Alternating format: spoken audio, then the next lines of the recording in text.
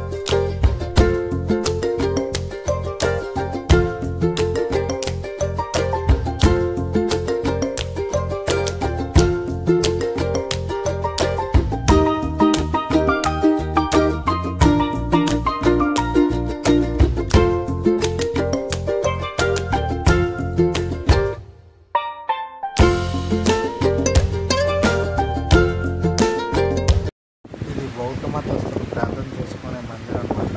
ఈ ప్రదేశంలో బౌద్ధులు ప్రార్థన చేసుకునే వాళ్ళు. ఈ టికెట్ ఎంట్రీ ఫీజు వచ్చి 25 రూపీస్. ఈ ప్లేస్కి వచ్చాక పైన ఫుడ్ అయితే తినడానికి అయితే ఏముండదు, మనం కింద నుంచే తెచ్చుకోవాలన్నమాట. ఏం తెచ్చుకున్నా సరే.